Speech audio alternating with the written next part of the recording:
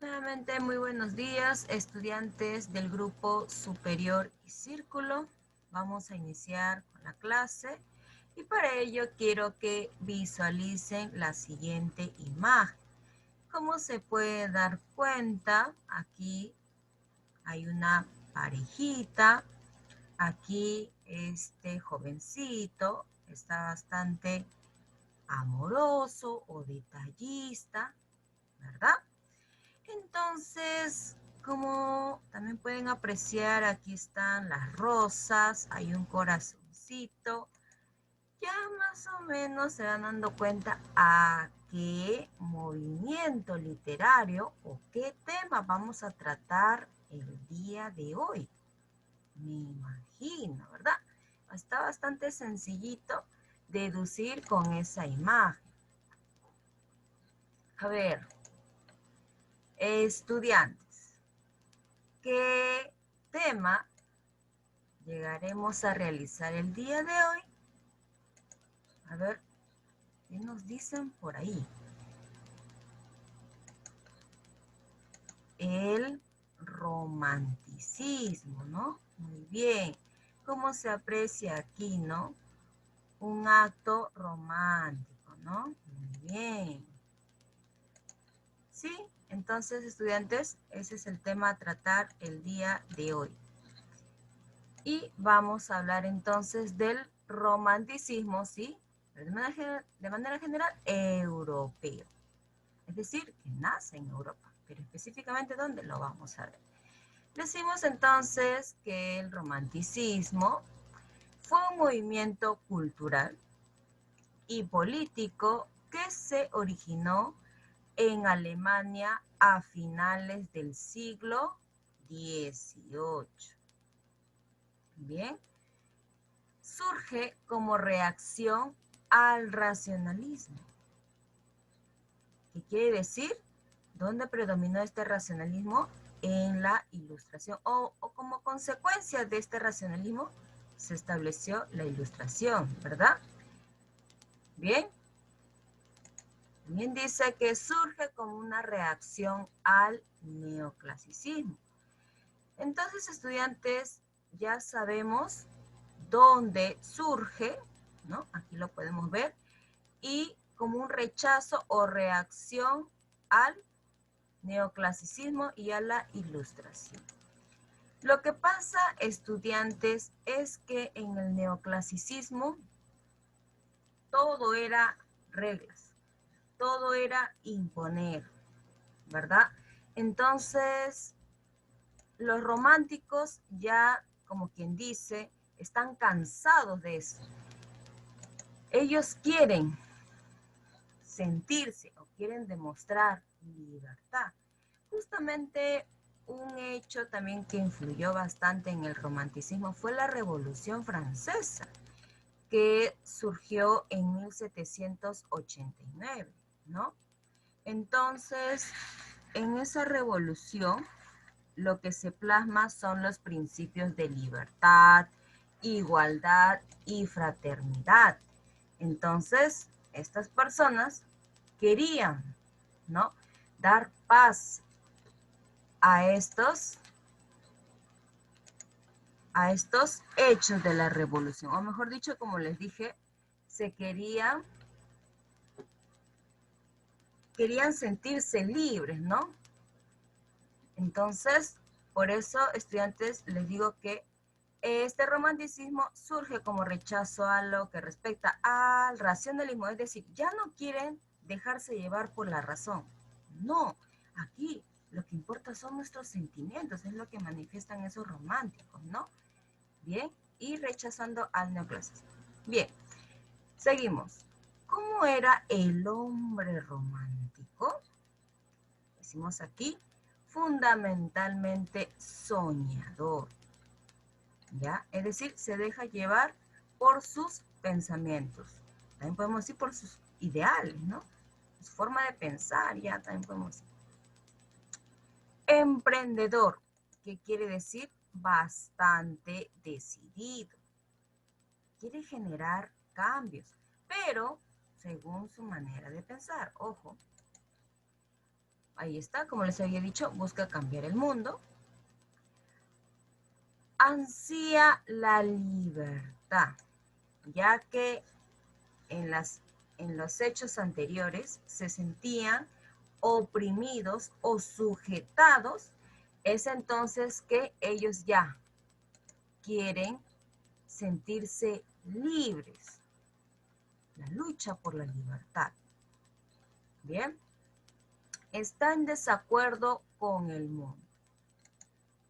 Quiere decir que ellos no están de acuerdo con lo que la naturaleza les establece, sino que ellos quieren generar, quisieran hacer lo que a ellos les parezca. ¿Ya? Como les vuelvo a recalcar, el romanticismo, ¿no? Los autores, los escritores se dejan llevar por su manera de pensar, pero de manera ideal. No, no es como el realismo, que lo vamos a ver después. Pasa de la ira, mira, están bastante furiosos, por así decirlo. Dice, a ver, pasa de la ira a la melancolía y luego a la depresión. ¿Qué podemos concluir con ello? Que son bastante sensibles, ¿no? Son bastante sensibles. Bien, entonces ya hemos podido aquí ver cómo era el hombre romántico. Pero eso es todo, ¿no? Ahora vamos a concretizar estas ideas para hablar sobre las características o incluso podemos decir que algunas de ellas se relacionan bastante con las características, como les digo, ¿no? Vamos a concretizar. Características entonces del romanticismo podemos decir de manera general, en cambio ver al hombre romántico era más preciso, ¿no? Tenemos aquí las características: rechazo total a las reglas del neoclasicismo, rebeldía contra lo racional. A ver, voy a detallar un poco más aquí. Lo que pasa, estudiantes, es que en el neoclasicismo, como ya lo hemos trabajado, predominaba la razón, ¿verdad? Todo enfocándonos o dejémonos llevar por la razón, exclusivamente, ¿sí? Bien, también, a ver, también habíamos hablado que en el neoclasicismo se plasmaban reglas, era más ordenado, era más estricto. Por ejemplo, hemos hablado de las unidades clásicas o las reglas clásicas. Bien, acción, tiempo y lugar. Bueno, estas reglas se plasmaron en el teatro. Sí o sí la teníamos que trabajar si es en teatro, ¿no? Nos damos cuenta, sí o sí, obligatorio. También que cada género tiene que ser particular o cada género respetando sus particularidades, a ello me refiero. Podemos decir, en lírica predominaba la poesía, las rimas, ¿no? Mientras que en el romanticismo, no. Pueden establecerse combinaciones en los géneros. Por ejemplo, ¿por qué no podemos decir que haya, a ver, poesías, pero en prosas? ¿No? Es lo que manifestaban, combinación de géneros. O incluso también hay dramas que lo podemos ver en versos. También lo podemos ver así, ¿no? Entonces aquí se da una combinación en los géneros, mientras que en el neoclasicismo tiene que ser más ordenado y más exigente. No se pueden dar, no se podía establecer esa libertad, ¿no? De combinación de género. Bien, entonces ya sabemos a qué se refiere con el rechazo total de las reglas del neoclasicismo. Ellos quieren sentirse libres, ¿ya? No solamente en su forma de pensar, sino de hacer las cosas, ¿bien? Se basa en la subjetividad. ¿Qué quiere decir con la subjetividad? A ver, aquí lo que importa no es la razón, sino lo que importa son nuestros sentimientos. Es decir, la exaltación del yo. Ya saben, exaltación del yo o lo que respecta a tu yo se refiere a algo interno de ti, ¿ya? Entonces, ya saben a qué se refieren con la subjetividad. Tu yo personal, tu forma de pensar, tu forma de sentir, todo lo que eso se refiere. Bien, es algo subjetivo, porque lo interno es algo particular y solamente está dentro de cada ser, tu forma de pensar, tu forma de sentir. Bien, eso es algo subjetivo. Predominio de la literatura amorosa. Sí, lo vamos a ver. Y obviamente reconocemos, ¿no?, que el romanticismo, hablamos de la literatura amorosa, uno de ellos, no quiere decir que todo va a ser amoroso, no, ¿ya? Pasión sobre la razón. ¿Qué quiere decir? Que está primero mis sentimientos o la pasión o el amor, y luego ya en segundo rango está la razón. ¿Quién predomina más? La pasión, los sentimientos. ¿Bien? También decimos que es nacionalista. ¿Y qué nos quiere decir con ello? A ver, que los poetas o los escritores toman en cuenta a los diversos hechos que ha pasado su país. Es decir, que también se sienten bastante nostálgicos, bastante sensibles por todos esos hechos ocurridos, como les vuelvo a recalcar. Bien, temas que nos dice ahí, se plasma la gran defensa de los valores nacionales, como les había dicho, ¿no? Es nacionalista. Toman en cuenta, ¿no?, lo que ha pasado su nación o su país, ¿ya? Exaltación de la naturaleza que participa de los sentimientos. Quiere decir, estudiantes, de que los románticos se sentían bastante influenciados por la naturaleza o por el paisaje. ¿Cuántas veces hemos dicho, no? Ay, si el clima está triste, uy, no, a mí también me hace sentir triste, ¿no? Por ejemplo, y si hay solcito, uy, qué alegría, ya puedo hacer esto.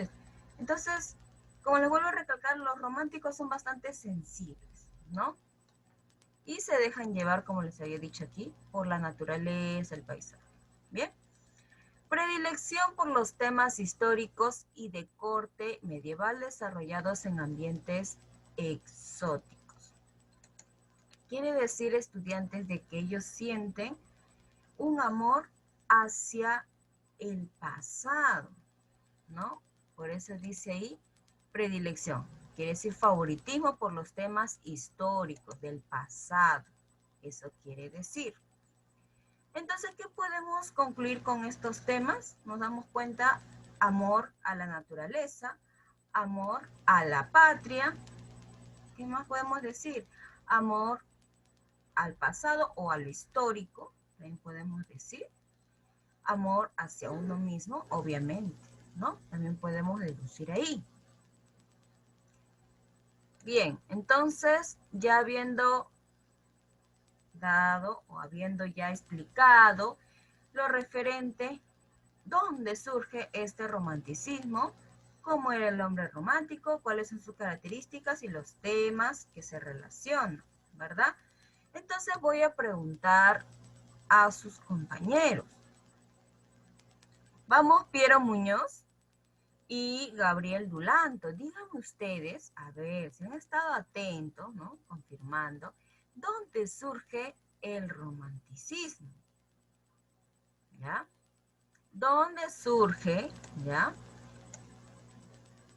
A ver qué nos dice Dulanto.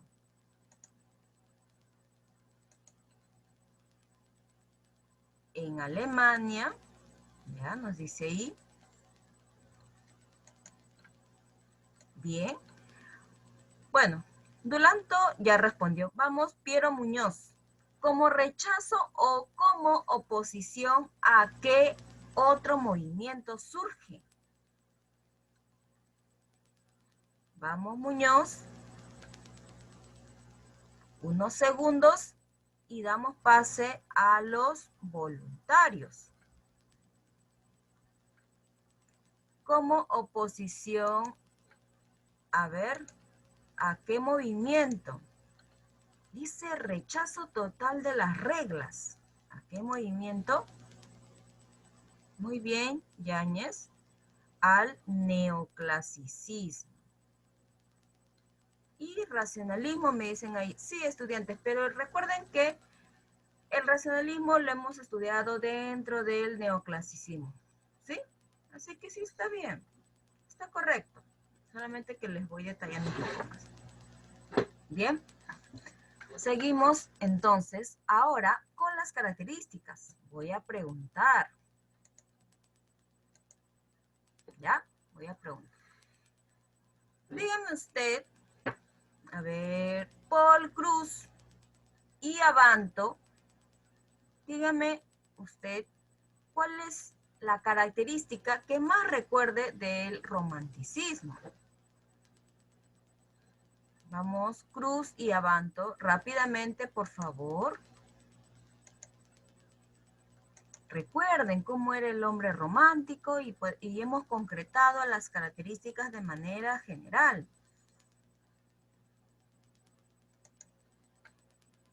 Vamos entonces con los, a ver, ahí tengo voluntarios.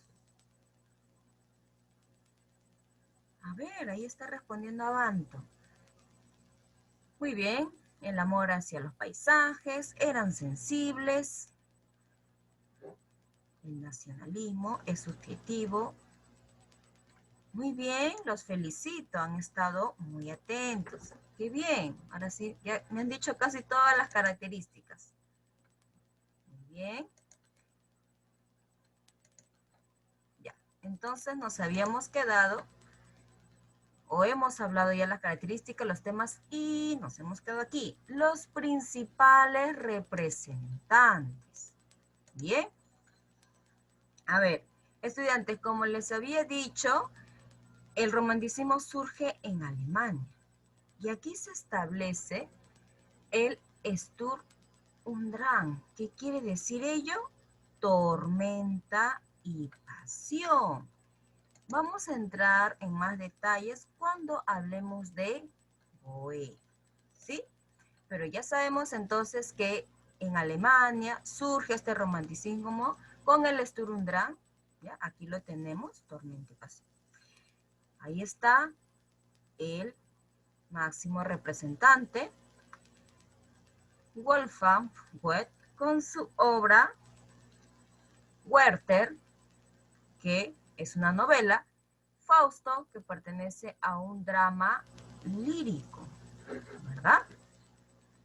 Al igual que Goethe, está Friedrich Schiller. Con ellos dos se inició este romanticismo. Pero ¿quién ha sido más considerado o más reconocido? Goethe. Bien.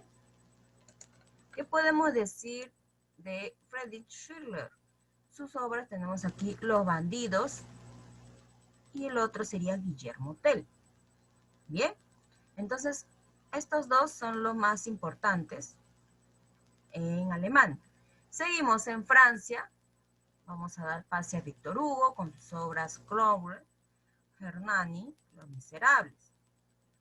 En España ya están aquí enfocados, o podemos decir de manera general, el postromanticismo. ¿Qué quiere decir? El romanticismo tardío, o es que ya llegan o sobresalen en un romanticismo totalmente poético, pero ya en los últimos años que abarca el romanticismo. Por eso decimos posrománticos o romanticismo tardío. Y ahí tenemos a Gustavo Adolfo Bécquer con sus obras Rimas y Leyendas. Y en Estados Unidos también vamos a hablar, ¿no?, referente a Allan Poe con sus obras Narraciones Extraordinarias, El Cuervo. Pero el día de hoy solamente hablaremos de Goethe. Esto ya hablaré de los demás representantes, hablaremos la próxima semana. Y aquí tenemos a Johann Wolfgang von Goethe. Decimos que nació en Frankfurt en 1749 y feneció en Weimar en 1832. Como les había dicho, estudiantes, el romanticismo se inicia en Alemania. Bien, aquí está el autor, pero también un acompañante o a la par con él estaba Friedrich Schiller. Pero, como les había dicho, Goethe es considerado como el más, ¿no?, sobresaliente en el romanticismo. Por ello dice aquí, considerado como el padre del romanticismo, el más calificado, ¿no?, el más sobresaliente, el más reconocido. Conocido como el sabio de Weimar. Lo que pasa, estudiantes, es que en Alemania estaba el príncipe Weimar y él sentía bastante admiración por Goethe, ¿no? Incluso este príncipe estaba en guerra con los franceses y le pedía canciones, ¿no?, relacionadas a la situación. Obviamente cuando hay guerra tienes enemigos, ¿no?, hay una enemistad. Entonces este príncipe le pedía canciones para, como quien dice, para darle la contra a sus enemigos, pero Goethe decía de que yo no puedo realizar cantos, ¿no?, o poesías, por así decirlo, para odiar, para dar a entender odio, si yo no sé odiar, ¿no?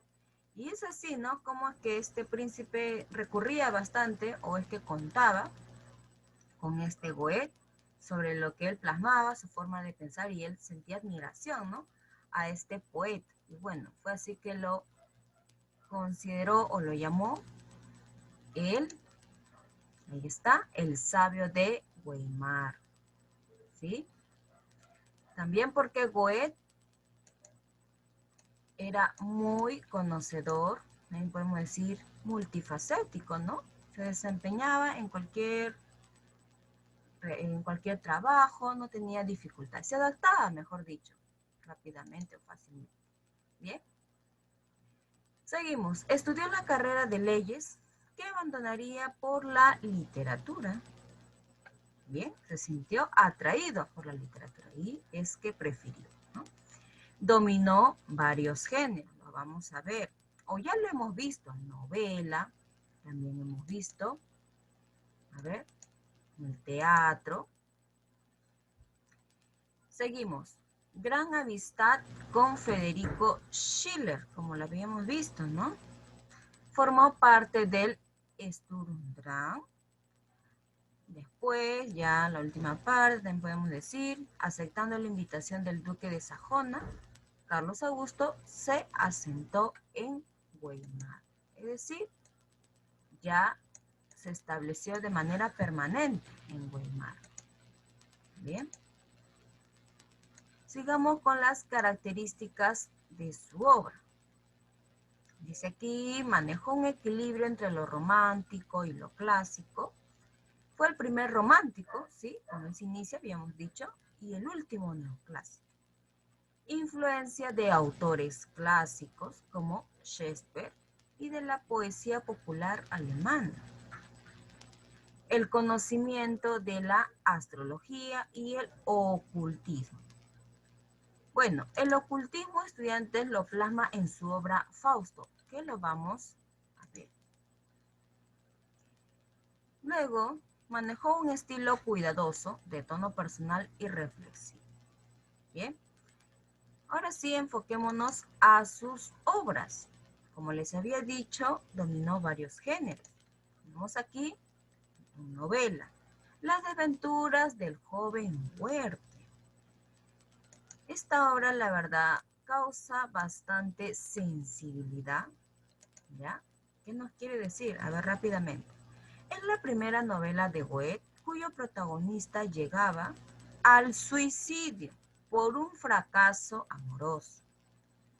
Relato esencialmente psicológico, la figura de Werther se convertirá en el prototipo del héroe romántico. Sí, Eso es lo que quiere decir, ¿no? Por tanto dolor o despecho, ¿no? Es que Werther se suicida, es decir, por causa del amor, ¿verdad? Otra novela tenemos ahí a los años de aprendizaje de Wilhelm Meister. Bueno, aquí respecta o nos quiere decir la concepción de Goethe referente a la vida y seguir como un camino de continuo progreso espiritual. Bien, seguimos en lírica. A ver, tenemos Hernán y Dorotea, dividida en 9 cantos bajo los nombres de 9 musas. ¿Y en qué consiste? Narra el amor entre los personajes y las peripecias que han de pasar para lograr unirse. Ahí está, ya sabemos. Y en teatro, estudiantes, tenemos a Fausto. Aquí. ¿Y qué nos quiere decir? ¿La habrán escuchado, estudiantes, esta obra, Fausto? Vamos rápidamente. Todo consiste cuando el doctor Fausto, ¿no? Que es, como podemos decir, ya, ahí nos podemos dar cuenta, el doctor Fausto, un médico y mago del siglo XV, que para sobrepasar los límites del saber, hace un pacto con el diablo, ¿ya? También, estudiantes, podemos decir que hace un pacto con el diablo porque él ya estaba bastante adulto, por así decirlo, no gozó su juventud, y es que en él se establecía tal vez ese reproche, ¿no? También, por esa razón, realizó el pacto con el diablo. Bien, su deseo de descubrir el porqué de las cosas, su amor de adolescente por una joven que se llama Margarita, bien, al final esta mujer es abandonada, o mejor dicho, ya no va a ser tomada en cuenta, o es que el mismo Fausto ya la descarta y ya no quiere saber más de esta señorita, ¿no? Bien. A ver, esta obra está dividida o consta de 2 partes. La primera nos manifiesta el símbolo del desafío entre el diablo y el creador. Bien, bueno, ese creador confía en la naturaleza humana. La segunda parte, ya estudiantes, Fausto se libra definitivamente del diablo, ¿no? A ver, ¿qué nos quiere decir con ello Goethe? Nos muestra que aquel individuo que siempre se esfuerza y lucha es digno de salvación. Lo que pasa, estudiantes, es que Fausto inicia con la pregunta de los arcángeles, ¿no? Eran 3 arcángeles y ahí se aparece también el diablo, ¿no? Mefistéfeles, si bien no me equivoco su nombre. Entonces todos ellos se preguntan, ¿dónde, con quién se va a quedar el alma de Fausto? Bien. Y bueno, cuando Fausto hizo el pacto con el diablo, ¿no? Le había dicho esa condición. Yo quiero que me hagas joven, ¿no? Y yo te doy mi alma, ¿no? Esa condición. Me haces joven, ¿no? Para aprovechar mi juventud y yo te entrego mi alma. Pero al final, estudiantes, mismo Fausto, como dice en la segunda parte que lo hemos visto, ya es libre o es aceptado por la misericordia de Dios, ya logra liberarse de este demonio. ¿Y por qué? Ya que había sido aclamado o defendido por los santos. Entonces salió ganando, por así decirlo, el mismo Fausto, ¿no? A favor de Dios, ¿no? Y como dice aquí, aquel individuo que siempre se esfuerza y lucha es digno de salvación. Lo que también nos quiere decir es que Fausto tal vez realizó ese pacto y todas las cosas que hizo, lo hizo por algo bien, no por hacer daño a alguien, sino para recuperarse, para sentirse mejor. También nos quiere plasmar esta obra. Bien, seguimos. Etapas de la obra de Goethe. Tenemos aquí con la etapa del Sturmdrang, como les había dicho, que significa tormenta y pasión. Bien, recordemos, estudiantes, o vamos a detallar referente a esta etapa. En su juventud experimentó los arrebatos de la pasión de 1772 a 1775. Es el centro del movimiento prerromántico que reclama libertad y se opone a la ilustración. Bien, lo que pasa, estudiantes, que el poeta o el escritor Goethe, como les había dicho, es uno de los iniciadores del romanticismo, ¿verdad? Y como les había dicho también, se inició este romanticismo con el Sturm und Drang, tormenta, es decir, el escritor se sentía bastante confuso si hacer el uno o el otro y se dejó llevar por la pasión, ¿no? Tormenta, algo fuerte, una pasión fuerte. Pero ¿cómo frenarlo? ¿Qué hacer? Bien, entonces ya estoy detallando a qué se refiere, ¿no? Con el Sturm und Drang. Bien, y ese poeta se quería sentir libre, reclama libertad de hacer esto, de hacer lo que a él le parezca. Y rechazo ya, no le voy a hacer caso a la razón, sino a mis sentimientos. Bien, la etapa clásica, seguimos. Después de su viaje a Italia, su espíritu se serena y toma como ejemplo los moldes helenos. Se sujeta a las formas armoniosas. Bien. Vamos a preguntar entonces a sus compañeritos antes de dar a la parte práctica, ¿no? O iniciar con la parte práctica.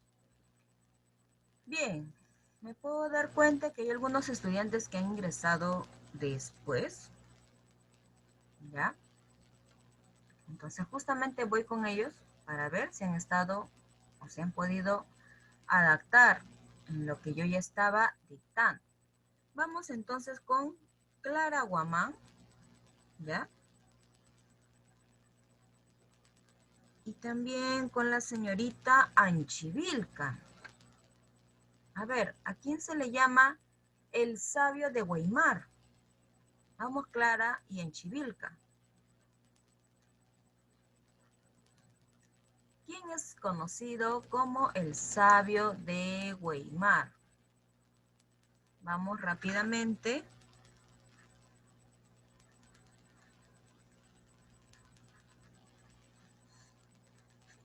¿Qué nos dicen? Muy bien. Ahí tenemos la respuesta, ¿no? Goethe. Bien.